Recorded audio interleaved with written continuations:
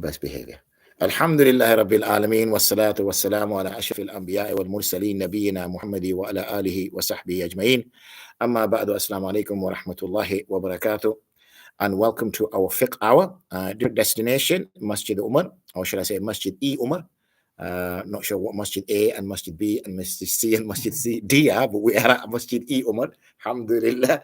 And we have, mashallah, the mu'takifun all sat in front of me, ready, eager to ask our questions. I know usually we have a theme, but because after Asr, inshallah, we will be running more sort of contemporary theme-orientated lectures. We didn't want to over-theme the situation. So this is really just going to be a kind of a free-for-all questions and answers.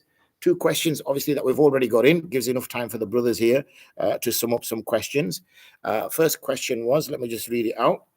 Where is it? That question is, Assalamu alaikum, sister. Obviously not written to me. My daughter sent it to me. I had a question about Zakah. I took a student loan out when I was at uni. I have the 65k to pay off, but I don't currently pay it because I'm self-employed at the moment. My question is, am I right in understanding that I don't include that debt in my Zakat calculation because I'm not yet paying it back? And when I do start paying it back, how much of it do I include in my calculation? So yeah, these are what we call long-term debts, and anything which is a long-term debt, you have to be in a position to be paying it back. If you're not paying it back, it's not considered as something which you should include as a debt to remove from your assets in order to calculate how much zakat you need to give. When the sister eventually does start to pay her student loan back, then she will only deduct a year's worth of the capital. Not any interest payments that she may have to make, just a year's worth of the capital she may deduct from her assets before she works out her zakat, which is due. The other question we had in earlier was, that's an audio, so I'm going to try to remember from the notes that I got, is those people who are performing i'tikaf in Masjid Nabwi, they are doing it directly above the original masjid, the Road Athar. So they are asking the question that when we descend, when we go, can we go make salam to the Prophet ﷺ? But in order to do that, they have to leave the masjid in order to come back into the masjid. Let me just read out some. So you have to leave the masjid, then go into Babu Salam from another door, then come out, as you know, and walk several meters to go back in, all within the compound of the masjid, but I'm sure that wouldn't be counted as part of the masjid. So there are obviously exceptions that we make, like here we are in Masjid Umar, that when we leave the area that we're sleeping, obviously we are leaving the masjid, because the masjid is, by definition, is the ground. It's not the building. So the ground becomes waqf to Allah. And that ground, when it becomes waqf to Allah, is masjid all the way up to the seven heavens. So therefore, anything that takes place within the layers and the floors of that must be masjid orientated. So when it comes to sisters frequenting the masjid, then obviously if they are in a situation of hayd, then they can't come in the masjid part. Sometimes we think the masjid is the exterior walls. That's not the masjid, because the wudu area is not the masjid, the shurak is not the masjid, the corridors is not the masjid, the place of istinja is not the masjid. So the masjid is actually the shari part, which is considered as the place of prayer. And therefore directly above that, and even if there's a basement directly beneath it, is considered as a masjid. So when we, for example, need to move from our sleeping quarters to go to pray, or eventually to go down to eat, then we are technically leaving the masjid by using the staircase. So the brother asked me that question on the first day. So we make a shart in our niyyah at the beginning when we make for i'tikaf, that we will be using a staircase in order to move up and down. Obviously, when we're using that staircase, we're not loafing around, hanging about on that staircase. We're just using it to access the other part, and then we stay in that other part. And we don't necessarily just randomly just going up and down for the sake of going up and down. Obviously, when we need to eat, we go down. When we need to pray Salah, we go down. Otherwise, we'll just stay in this particular part of the masjid. So therefore, in the same case with Masjid Nabwi, there is no real reason for a person to leave the floor that they're on, unless obviously they need to get food, or they need to answer the call of nature. That's a necessity, and therefore they need to do that. But there's no need for them, because the Janaz-e-Salat will take place at their area, for them to go to that bottom area, and therefore there wouldn't be a need to go, and would be permissibility then to make salam to the Prophet ﷺ. And as we know, we are wherever we are physically in Masjid Nabawi, we can make salam to the Prophet ﷺ. Technically, even here when we're here in London or anywhere else for that matter, we can continue to do so. So inshallah, those are the questions that I had come through today. They're answered, obviously, so you can ask away, people. At the moment, no one's put anything up on the chat, inshallah, so don't feel obliged to ask a question, especially if it's going to be a curveball. But inshallah, bismillah, anything that's crossed your mind, anything that's always perturbed you all these years, you've always wanted to, I've always wanted to ask this question. Now's a chance, don't worry, your voice won't come through, hopefully, so no one will work out that it's you, especially if you're going to say something about family life, inshallah. Bismillah. Everybody gets nervous.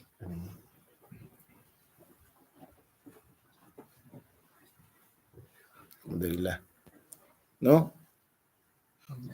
I'll ask a question. Yeah, ask a question, mashallah. Otherwise, it's going to be a very short fiqh minutes. I don't necessarily want it to be a fiqh hour, because obviously Asr is at 6:15, and I don't want to tie my voice out for a whole hour talking and then talk again for another half an hour or so downstairs. So I'm more than happy for it to be a long, sort of 20 minutes or so. Assalamu alaikum. I have another 2 questions regarding pensions. Ask away, Osama, whilst we pick up this question from his brother here, inshallah. Well, a quick question. No, it doesn't have to be quick. Take your time. What's the ruling about wearing clothes with not images, as in not a picture, but say like a silhouette or an image of like say a living creature, but without the features of eyes, ears, all that kind of stuff? Sure. Like a bird or a butterfly or whatever. Sure. Especially kids' clothes. So I like the fact that whenever someone asks a question, they always say it's a quick question. But the length of the question is irrelevant. It's the answer which is the headache. Okay, so you can have a very short question, mashallah, but then, the clear comes on this side. So, but in terms of that, when it comes to clothing that has images that don't have anything discernible, facial features, anything of that nature, but it might just be a broad outline, then those have been given permissibility. The size is usually kept of sort of a certain size. It's not huge on the clothing. Then there is permissibility granted, even when it comes to, say, if you were to pray Salah in them as well. We're now obviously in a situation where there's a narration in which the Prophet ﷺ had obviously pattern in his clothing, and that disturbed him, and then he removed that garment.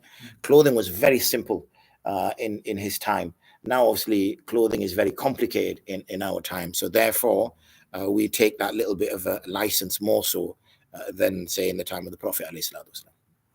So like sometimes like you have a little logo. Like you got that polo chap, or the crocodile or whatever it is. Yeah, that's right. Yeah. So So you don't have the eyes or anything like that. no. So it's just a basic outline, and therefore there is a permissibility on there. But the size of the image matters. The size of the image matters because when it's small and it's not visible, then there's less of a because the other element is of this kind of honoring that shape, because we know these are logos, so there's an element of honoring, but you're not honoring it in the sense of not worshipping, but giving it undue respect. So therefore, it's important, obviously, that it's not too blatant. It's something which can easily be kind of overlooked. You get the Puma, and then you get stuff on the glasses and all that kind of Yes. stuff. As well, Yeah, absolutely. As I said, it's now becoming more and more difficult to avoid those kind of situations, inshallah. So I'll take one from here, but please do feel free to ask others. The first is that if my investment are in a haram investment fund, do I need to pay zakat on it, or can I just cleanse this and only pay zakat on what is halal? Yeah, so when it comes to ill-gotten gains, however they may be, whether it's interest, illegal transactions from both Islamic perspective and legal perspective, then we do not consider that wealth to belong to that person. Okay, so only a halal can be if a person has transacted in a permissible way, or it's been gifted to him, or things of that nature. So ownership of property only takes place through a legal transaction. When I say legal, a halal transaction. Otherwise, ownership is not established. If ownership is not established, then that item is not yours. You cannot use it. You cannot benefit from it, whatever, whatever. So if, in this case, even though it is a legitimate transaction from the English law's perspective, from an Islamic perspective, it's an illegitimate transaction if it seems, as it's suggested from the questioner, that there's interest involved. So therefore, we cannot transact money for money in exchange where there is more money in return for the money we're giving.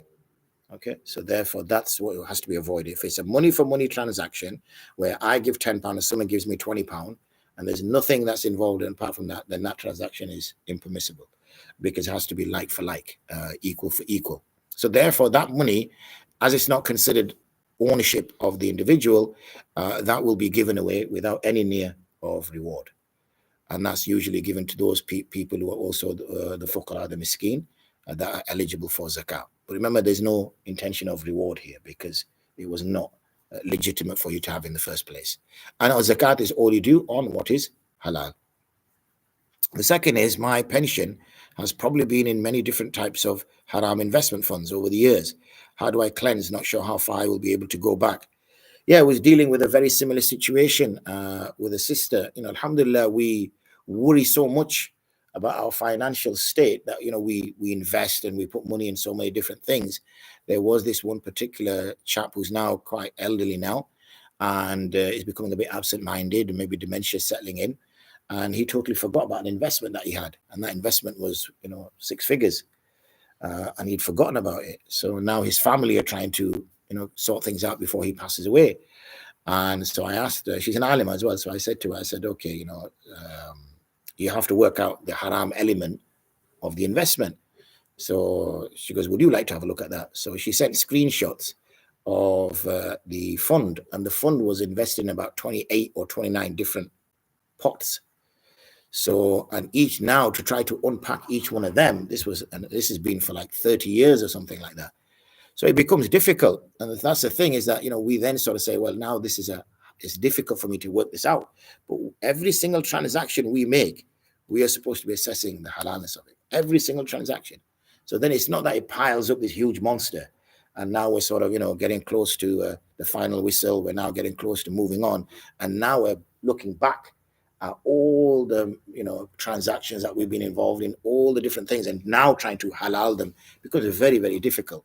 So really from the outset, every transaction that we do, we have to be careful. So the answer to that is that what that person will have to do is, as to the best of his ability or to the best of her ability, is they should be for kind of, transaction purposes and for auditing purposes, that each pension fund or each pension provider or whoever is supporting the fund will be able to backdate historically where that pension fund was at different dates. They should be available that. So yes, it might be a bit admin and that's why they may just sort of fob you off. But you can even say, look, I'm more than happy to pay an amount for you to, get hold of that information. They will be able to get that, and you will have to do to the best of your ability. When it comes to items where we can determine yaqinan, then obviously it is compulsory upon us to determine them yaqinan. Where it is not, then we have to go with ghalib al-dhan. Ghalib al-dhan means our most preponderant thought, our most prominent thought that we have that this is most likely accurate, and then we err on the side of caution. Okay, because at the end of the day, you want to give extra zakat and not get slapped about on the day of judgment, then give less and then get slapped about on the day of judgment. So that is the best that person would do in the circumstances that's been described here. FiqHour question, does the body of a deceased for Janaz-e-Salat have to be outside the masjid? Why do we have boundaries for masjid? Example, side room is not part of the masjid. So a little bit similar to what we said from the outset. A little grin came on his face there. So, a bit like we said from the outset is, what do you determine to be the masjid? So the masjid is that particular shari'i place in which we give our 5 daily prayers. Okay, so it doesn't, like I said, include the corridors. It may not even include a boiler room on the side. It clearly doesn't include the shoe rack. It doesn't include the stinger area. It doesn't. So that boundary has to be very clear, and it's understood that this is the boundary. Okay, then that becomes a shari'i masjid. It's a big responsibility once a person makes something a shari'i masjid, because it should retain as a shari'i masjid until the day of judgment. Now, obviously, we are living in a country which we're a minority, and we understand that our future is here. But at the moment, Islam is not illegal. However, we don't know 100 years from now, 1,000 years from now, what's going to happen. But we've made that decision now. When I say we, obviously, our elders have made that decision. That's why, Juma Salah wouldn't normally take place in Darul Harb. Not saying that this is Darul Harb, but Juma Salah wouldn't take place in Darul Harb, for example. Masjids wouldn't be built in Darul Harb. Why? Because one couldn't afford protection to them. And if one couldn't afford protection to them, then it was dangerous to sort of open that kind of worms. Obviously, we don't live in those circumstances. So when our elders came here, they established masajids. So it becomes a Shari'i masjid. So that is that dedicated space, which, according to my understanding, will be that square that we have downstairs. So that as soon as we come in from those double doors, that is when you're taking your right step in. So even though we don't read the dua when we come in from the big brown wooden doors, because you're not walking to the masjid, you pray the dua when you step in with your right foot into where those the double doors are with the shoe rack wall, and then you sort of go into there. That's the masjid. And as I understand it, the bit where the chap was hoovering earlier, whoever I was with, that is not part of the masjid, the kind of side area. Okay, so that's not part of the masjid. So this is the masjid. So that is the shade. So we can't step into that other area. We stay in this part, and only for the reason of coming upstairs that we will use that side, the staircase. Only for the use of the toilet, we'll use the staircase. Only for the use of food, we'll use the staircase. Other than that, we have no other reasons to leave that part of the building. So therefore, is it to do with that? Yes, Yeah. Can I buy a building that's already in existence and say this is the Shari Masjid, and that will be absolutely. So you can, for example, because remember it's the land, so it's nothing about the building. It could be a 10-story building, it could be a field. It's the land which you are saying, because it's the building is irrelevant, isn't it? That really doesn't exist. That's just air that you've built on. It's the land which you are saying now you are dedicating this land solely for the worship of Allah. So it's quite a sanctified, you're sanctifying that piece of land. You're making a statement about that piece of land. And once that's done, then whether you now start digging into the land and making basements and whatever else, or you start building a 7-story property on it, whatever you decide now, that part will always be masjid. Now you might build around it. You might have a place where people sit, like sometimes people build like a ta'ziyat room, which is not in the masjid but linked alongside the masjid. People now doing community rooms because they want to make it more favorable for children to come. So they might have like a table tennis area and a pool table or whatever. So that won't be the masjid as such, but that will be from us when we look at it, or the general public that look at it, they'll say that's the masjid because they're looking at the boundary, they're looking at the boundary walls, but that's not how a masjid is defined. Is that just an issue of the founding people of the place are intending it, or is there something that needs to be done, like there needs to be clarity, because we don't know how much consultancy was done when masjids were originally set up. What is required though to do that, for somebody to come and say this is now masjid? What's required? It's a niyyah that's made. It's a niyyah that's made by those people who are responsible. Usually, obviously, in days gone by, people would make masjids by waqf. So they would have land. So they would say that we're going to make this as a masjid. We're going to make this as a graveyard, as a cemetery. So that's how it was usually, that people would give their land. So it wasn't as though it was like empty land or something like that would just be taken. So once that is done, whoever the founders are, then they would make that statement, and then that would be a Shari'i masjid. Because you tend to get like charities who collect to say build a masjid in India, Pakistan, wherever. That's right. And then what is required to say this is the masjid? They would engage with the local community, because they're usually meeting the needs of the local community. So the local community may say that that's a piece of land that nobody's using at all. So then that community who is responsible for it, or those who are the founders, or those who are the facilitators, they will make that niyyah that this 10 meters square or this 50 meters squared is the masjid. That is that. And then obviously they might build a building that's 60 meters squared. But that part is the masjid. And they might have a little medical center, a little, something for children or whatever, because they're now turning it into a community hub. And that part becomes the masjid in there. So in that regard, there will be nothing wrong as such that if the body is brought into a side room or a room connected with the masjid, in order that, generally speaking, the janazah should take place away from a building. Okay, it's usually prayed outside, as close to the sort of cemetery as possible. But what we find now is that, especially the elderly who want to pay their respects, and there's less young people now who come to the janazah, generally speaking. Anyway, mainly it's usually people who are free, because most 15 to 50-year-olds or 55-year-olds are in work or something like that. And if a janazah is taking place during the day, then they're not usually going to be there anyway. It's usually, mashallah, the chaps who are retired or whatever, and they can't travel because they've got problems with their knees or this, or they don't have a car. Hence the reason why people are more and more holding the janazah in a masjid, in the sense that safs will be in the masjid, but the body is kept either outside the masjid or in a room which is adjacent to the masjid. So that's what's becoming more and more. And also we don't have good weather, so people don't necessarily want to pray a janazah in the rain. And the third reason, so it's more practical. Third reason is obviously that when people go to the graveyard, you know what we're like, mashallah, we'll say janazahs at 3:30, but 3:45, we're still seeing the brothers, parking up and running. So we say, let's just give another 5 minutes. And then, we see some more brothers. Oh, let's just give it, and then it gets to 4 o'clock. A lot easier to say straight after Dhuhr is going to be janazah. Whoever's there is there. It's not like you're seeing somebody and you're kind of ignoring them when you're quickly starting the janazah. You're saying whoever's there is there and you do it. So there's practical reasons, not really a fiqh reason. Do you know when you say this is part of the masjid, so then side halls, if you would declare Well, not this is part of the masjid, this is the masjid. Okay. Yeah. So then if they make a side hall, which is they've added the side hall on, and then if you were to pray there, then what does that mean? Well, technically it's not a masjid, okay, it's a musalla then, isn't it? Okay. Right? Because the masjid has been defined. So this is the key part, because we see many people now doing i'tikaf in places which are musallas. Okay, so that's an issue. But remember, salah can take place in a musalla. The only thing comes then is the hukam of the reward that I've prayed in a masjid or I haven't prayed in a masjid. So if obviously a person tried their utmost to go to the masjid on time, for salah on time, and it just so happened the masjid is full, and now they're just going to have to go to, then that's Allah will reward according to intention.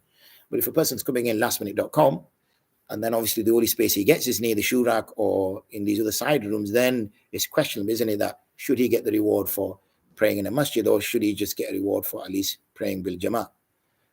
So that's something that needs to be understood as well. So as I said, you see many places now, because for that fear of declaring a piece of land as a Shari masjid, people are just opening musallas. Okay, and they're thinking then at least then we don't have to hold 5 daily prayers, we don't have to have Fajr Salah. Getting imams is not easy nowadays either, especially now when people are kind of pushing. I don't know the sort of demographics of London well, but in Bradford, obviously, most Muslims who arrived were in the city, like Birmingham, Bolton, Blackburns, and all the rest of it. And now slowly, the Muslim community is moving out and out and out and out. So now going into outskirts of Bradford, which is like 70-80% white and maybe only 20%. 15% Muslim. So some are still thinking, well, should we open a masjid, or is it better just to have a musalla?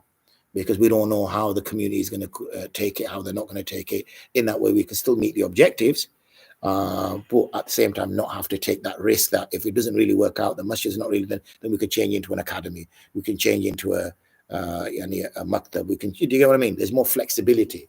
Shari masjid is a serious responsibility. And you find, there's numerous masajids that people think are masjids, even in Bradford, for example, but they're not masjids. Because actually, if you look at their foundation document, then it's just like a work, is considered as a community centered or whatever. So then the issue arises there about itikaf and things like that. So one has to, obviously, itikaf can only take place in a masjid. As an example, if £100 of my pension fund was in cash bonds that turned to 150 the year after, the 150 was moved to halal equities, do I only cleanse the 50, or will the whole equities become haram? Yeah, there's a whole conversation about, the use of ill-gotten means and the produce of that. So if somebody usurps something, takes something that doesn't belong to anybody, like let's just say somebody takes someone's piece of land and they usurp it and they grow crops on it, and the crops, they take the produce from it, and then the person who they usurped it off comes and says, excuse me, mate, that's my land, and he says fair dues, and he hands the land over. Who takes those crops? Because at the end of the day, this brother's worked on that land. And the question then comes, but he wouldn't have had those crops if he didn't have that usurped land. But the other argument then is, yes, but he's worked a whole year working the land, farming, and all the rest of it, scaring the animals off. So without necessarily opening that can of worms, I'm just going to say, obviously, that in this case, in your particular mas'ala, then he should, even anything that is generated from that, obviously he should be very careful about and take the err on the side of caution and remove that as well. Assalamu alaikum, Ustaz. I just came to Saudi, alhamdulillah, for Umrah. Due to the warm heat, sometimes my nose may bleed, but this usually happens if I sneeze. It may trigger, don't sneeze. The blood in my nose won't be flowing, but if I get a tissue, there'll be tiny blood mixed with my snot.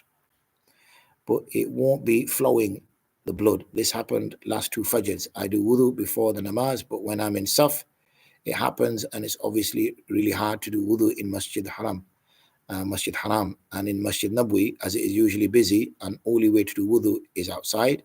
Eventually, me doing this, it probably miss Salah. So I was wondering if it'll be classed ma'zur, and will my namaz be accepted, or will I have to read again as emptied, or I will have to read again? I don't know, that's maybe a typo.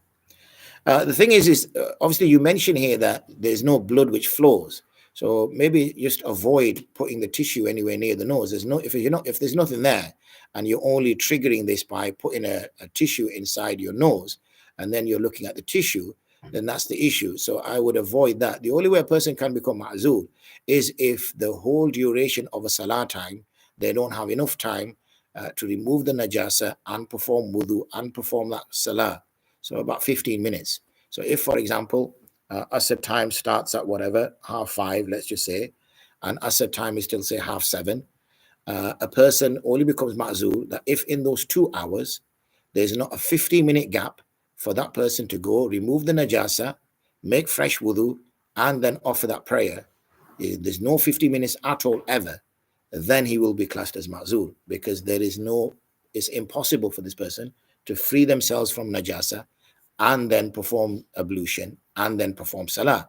So now it becomes impossible physically, and the Sharia is not going to place an impossibility on a person. Therefore, the hukum of ma'zur gets passed. Now this person will be excused if obviously this naqis of wudu continues. However, if at any moment that opportunity presents itself again, where there's a 15-minute opportunity to remove the najasa, make wudu and pray salah, then his hukum of ma'zur goes again. I don't think from the way you've described it that you are ma'zur, unless you've not added as more details like you should have.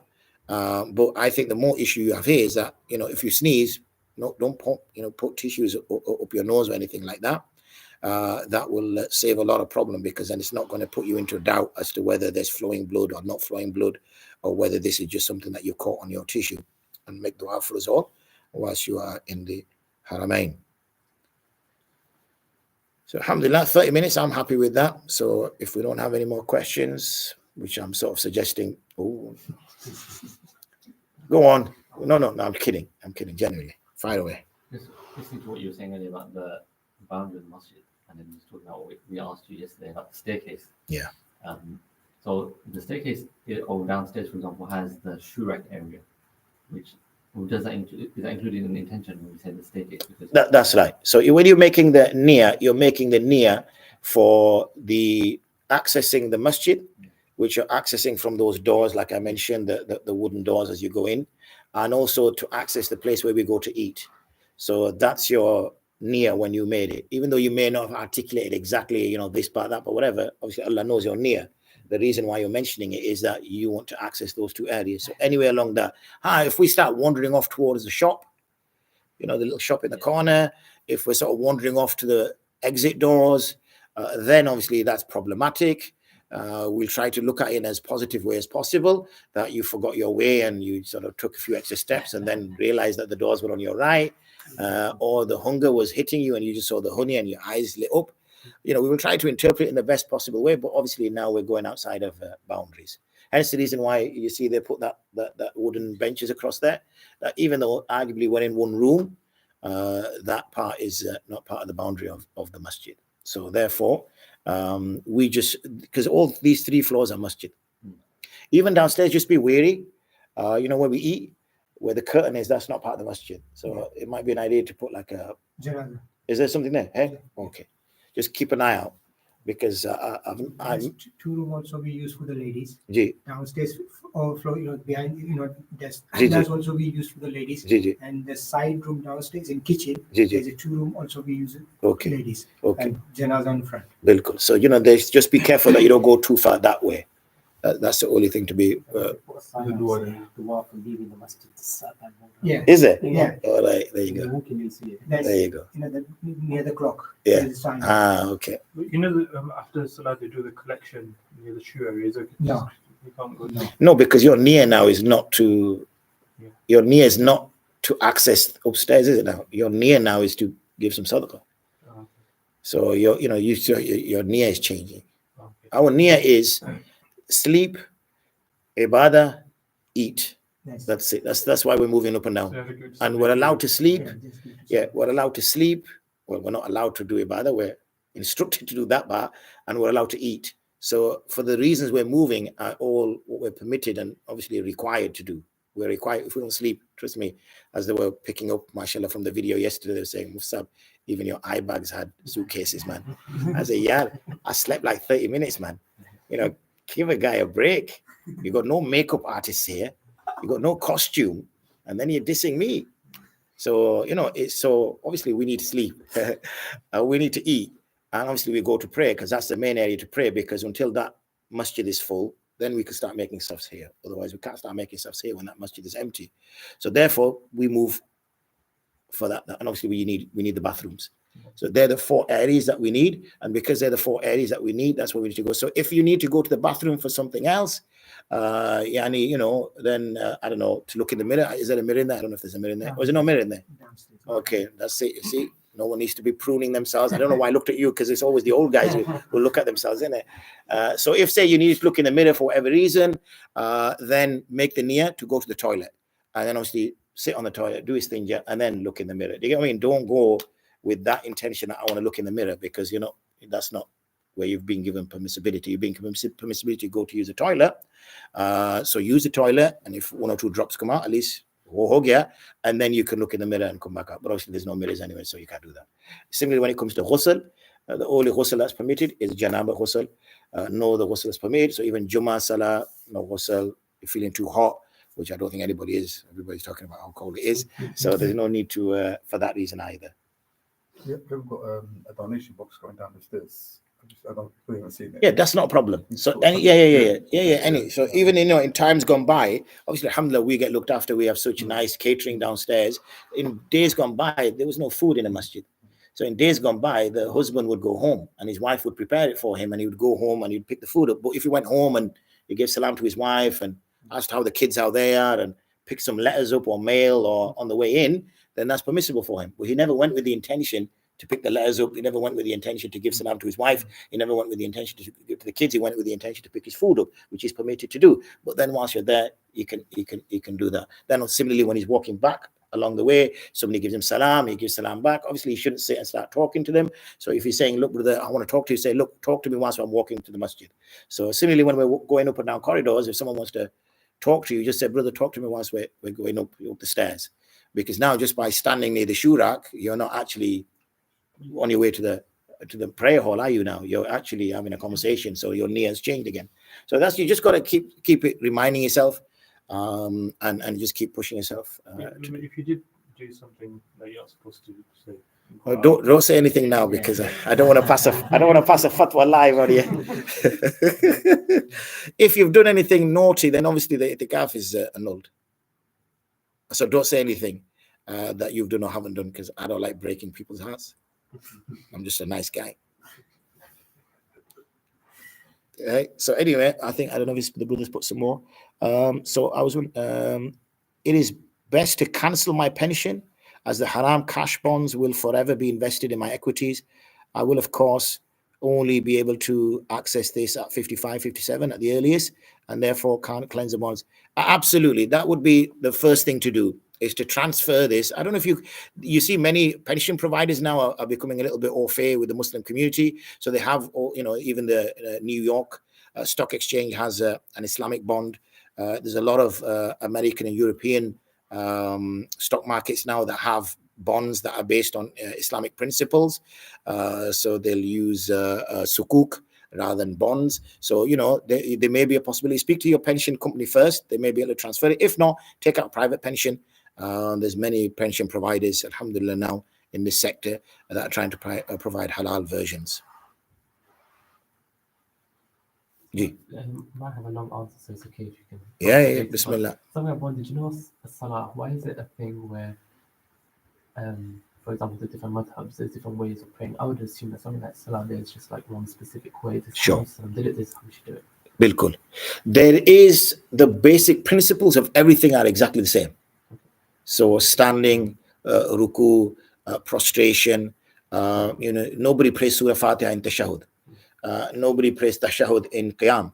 So all those principles are there. The differences we see are, for example, whether one raises hands, regularly with takbir, where you place your hands. Similarly, how you raise your finger, what you do how do you pray with your finger? Do you sit before you stand for second rakah after you've done your sajdas? You'll see some people will do a little sit for a few seconds and then stand up. So these are small little nuances, really. They're not the major things. Okay, and these are based on visual observation, because there is, not that I can recall, any hadith in which the Prophet ﷺ actually says, okay, then and verbalizes and articulates the manner to pray. It was observed by the Sahaba. So the Sahaba would observe. So sometimes, for example, if say it's a cold day and you've got a warm blanket on, you might only raise your hands up to here. Okay. So if someone is visualizing that, then they're saying, you only raise your hands up to your shoulders. So you see the difference of opinion is coming from the companions, right? And those companions, what they did is when the Prophet ﷺ passed, they traveled out. So you see, for example, the Hanafi school geographically was based around Basra, Kufa, Baghdad, okay, that part of the world. So a number of companions went there, and it was their interpretation of what they saw the Prophet ﷺ pray. So then the madhhab develops from them. Those Sahaba, majority of them who stayed in Medina, then we see the Maliki school develop there. Those who went towards Sham, then we see the old Shafi school, and then the new Shafi school when he comes back towards Arabian Peninsula and towards Persia. So these are just interpretations from the companions. We know, for example, just to give you a good example, I think it's Ammar ibn Yasir and Sayyidina Umar ibn Khattab. They're both traveling, and they both on the same time get into a state of janaba, but they've got no water. Okay, so now they start disputing with each other. What should we do? These are the greatest companions ever. Okay, and then now what should we do? So Ammar ibn Yasir said, what I'll do is I'll roll in the sand. The reason why I'll do that is because if for the state of ablution, we tap our hands and wipe our arms, which is what we normally wash, but in ghusl, you wash your whole body. So logic suggests to me that I should roll in the sand. So he did that. So he almost says, I'm not going to pray because I can't find a solution. And I'm not going to apply reasoning in the absence of some scripture. Both ijtihad, and they are Sahaba. They can make ijtihad. Now, obviously, you might say, well, there's a right answer, there's a wrong answer, right? But they have been given that capacity to make ijtihad. So then that says, this didn't happen. I'm just now giving you a made-up situation. Now, say those tabi'in that took fiqh from Sayyidina Umar would have adopted that particular position. Then those tabi'in would have taken that, and then a school developed from there. Then that's that madhab develops. Now, one is right, one is wrong. We know, for example, some people say vomiting breaks the wudu. Some say vomiting doesn't, because it's not from the two orifices. And only that which exits from the two orifices should vitiate wudu. Whereas Imam Abu Hanifa will say vomiting does. So where's that based on? So he has hadith, Qabl Wahid, which support that. But similarly, Imam Shafi will have hadith. So for example, the Shafi will say that if you touch a woman, a ghair mahram, with the palm of your hand, your wudu is broken. The Hanaf say, no, you don't. But they've got hadith. But we've got no hadith. So sometimes the absence of evidence is evidence. Yeah, because we don't have a hadith. We say, well, there's no hadith. They say, yeah, but we have one. So why do you take ours? We say, no, because we don't have it. So these are methodologies that they had. They had legal philosophies, legal theories, and then they develop that from there. So it's not for us living, 1400 years from the event. For us is to adopt a particular school and practice it, because for us is we want to get into Jannah, right? And we know Allah SWT has given protection to these schools. They wouldn't be around 1400 years later if that wasn't the case. There were numerous schools, at the time when these were being developed geographically, numerous, tens, maybe more. But slowly, these four came through, for whatever reason. We could understand why the Maliki school existed because of Medina. But the Hanafi school, obviously, we've seen the Mughal Empire apply it. We've seen the Ottoman Empire apply it. And even, when I speak to my Malaysian friends, they say Mufti Amjid, we always take the Hanafi position when it comes to our people going for Umrah. Because if you're doing tawaf and every time you touch a woman, you need wudu, you're stuck, man. So they take the Hanafi fatwa. So, there's that little, the ulama will discuss those sort of situations with themselves. Okay, so I think that's good. If you've got more, doesn't matter. Just bubble them up, because otherwise we'll have nothing to say tomorrow. We'd be expended by today. So save them up, type them up, write them somewhere, inshallah, and then either share them with Usman, because he goes live and he can put them straight onto here, or on the day just mention them on the day, inshallah. جزاكم الله خير وآخر دعوانا الحمد لله رب العالمين السلام عليكم ورحمة الله وبركاته.